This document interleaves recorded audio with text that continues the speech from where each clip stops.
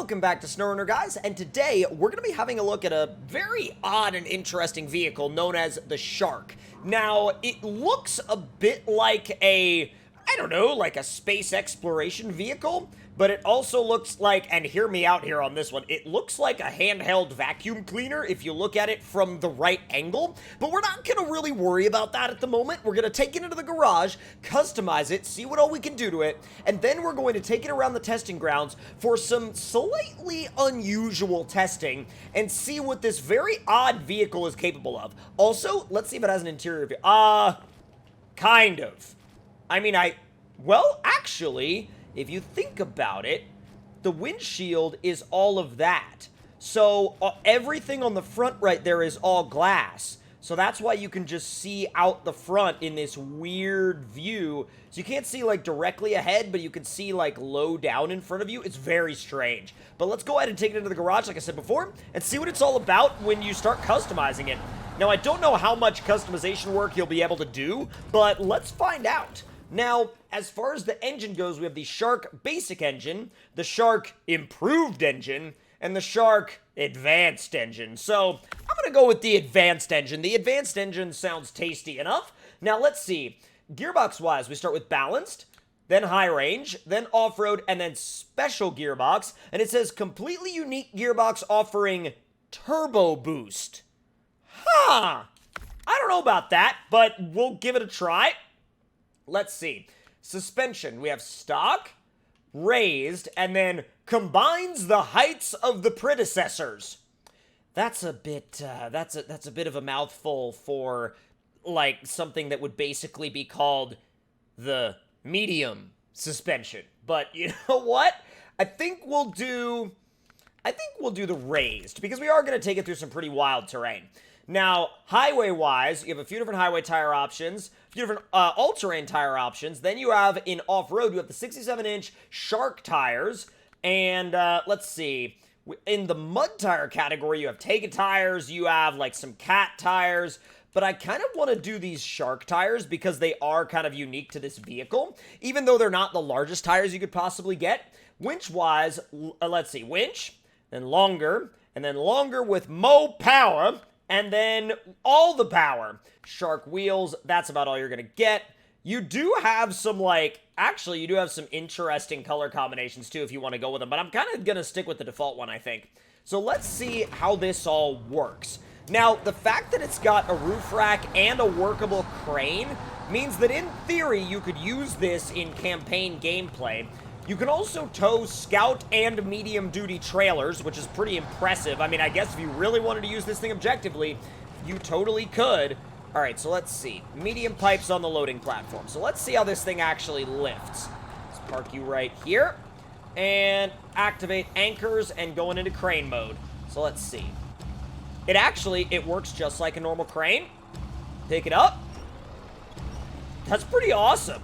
And then it really doesn't feel all that unbalanced. It doesn't feel like it wants to fall over. And actually, you could pretty much just load this cargo onto any vehicle you desired and just let that be that. And then, I mean, look, we've got it all the way out to the side, and it still doesn't want to tip over. That's pretty impressive. The fact that I've got that crane arm, like, maxed out, and the rig is like, nah, I'm good. That's pretty awesome, and I absolutely love that, actually. So now let's get out of advanced mode, and let's head out for some obstacle testing. Now, the obstacle testing is going to be a bit weird, but I have a feeling that we might want to take the crane off ahead of time just to make sure. Now, let's see. Where's the crane? Okay, so take the crane off just so it doesn't get caught on trees or anything like that. And I don't really want to put the other rooftop attachment on it either because I don't want it to get caught on trees either. So it's a...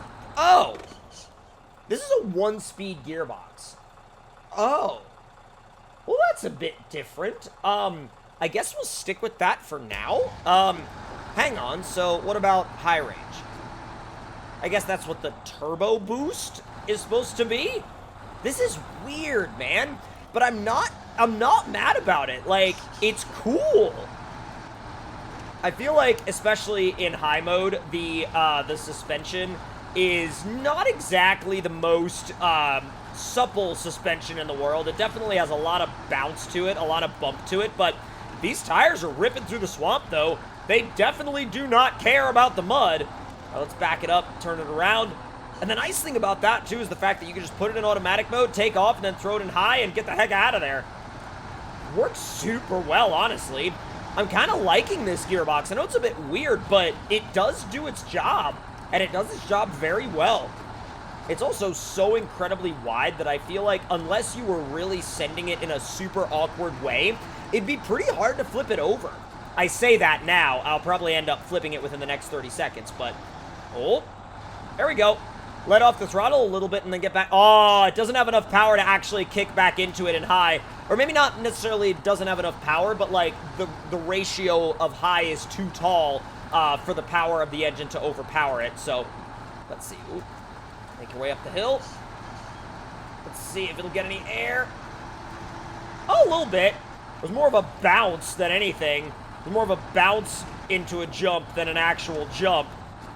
The odd thing about that is I feel like most vehicles in that exact scenario right there would have completely toppled over, and that would have been that. But this, not really. It's such a strange-looking vehicle. Like, from the back, I kind of get it, but from the front, it's weird. It is so weird from the front. But it's one of those things where, let me have a look at it without the HUD on.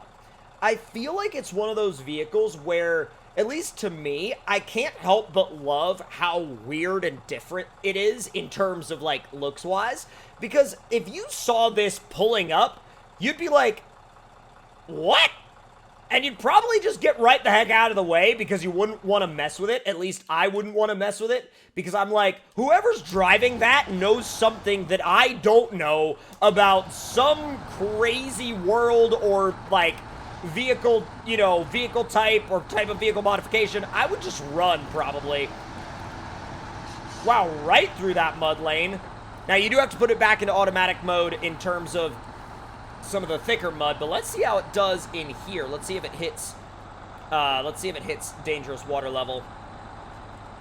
So it got really close to dangerous water level, but not quite far enough to where it would damage itself. That's actually pretty impressive because that particular pond right there is honestly known for making vehicles take on a lot of damage. Easy. It's ripping through the mud, though. Like, I have absolutely nothing but, like, I don't know. I have nothing but, like, fascination for this gearbox choice. Again, like, I love what they did with it, because when you leave it in automatic mode, it never has to shift, but it's also got enough speed that it would be able to handle just about any scenario you would throw at it, and if you ever want a little bit more speed, you just knock it into high real quick, and then you're good to go. Like, you throw down the power, and it, like, runs just about right up everything. Let's throw it at some actual tricky rocks. Now I'm just basically trying to flip it. But that footprint is so wide that it doesn't really care what you point it at. It just goes.